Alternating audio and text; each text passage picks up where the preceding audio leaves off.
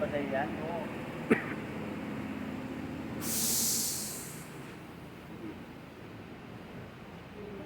So ito ang dahilan mga kaibigan kung bakit maingay. So itong kanyang release bearing stuck up. Ayan, hindi maikot. Ayan, tigas.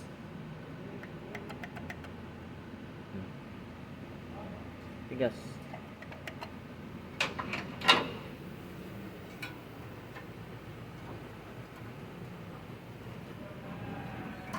So palit na rin tong kanyang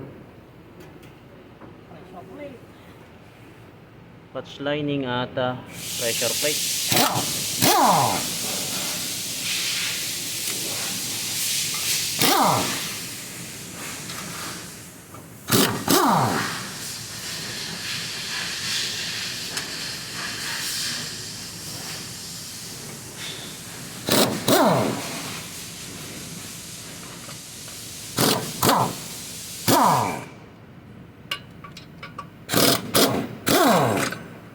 Bumuka na ako.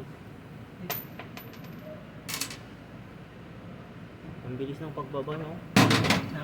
Itong lifter.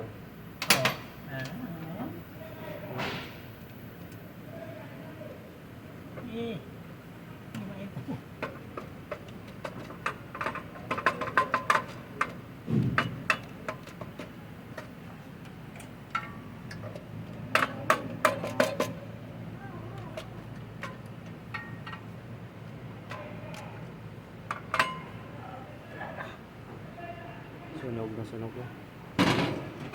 So check natin itong kanyang lining. Ano kang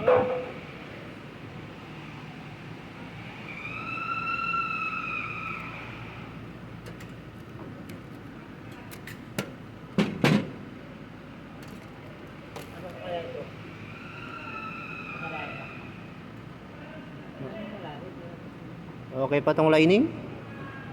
Ayos pa. Pero kung papalitan, di palitan na para isang gawaan. Nasa may-ari naman magdedesisyon eh. Pero ang main talaga na problema nito, mga kaibigan, na ito. Itong kanyang release bearing. Yung pressure plate. Ano ko na lang to para tatanggalan tayo. Pati pilot, may tama rin. Stuck up din. Hindi naman. Ayun na. So ito mga kaibigan, kapag maingay inyong sasakyan, kapag tinapakan nyo yung clutch, ibig sabihin na ito na yung problema, release bearing. At kung hindi nyo na tinatapakan tapos maingay pa rin, ay itong kanyang pilot bearing. Wag! So mo naman, hindi ka na naman nakahit yan. Delikado yan. Meron na naman si Ochi, kaya hindi ka ganyan. Pagkatanggal mo ito kay Weng. Itong ating clutch fork. Sapakin na. Sa lakas mo agad, hindi pa nga nabangon, sinapak mo kahapon.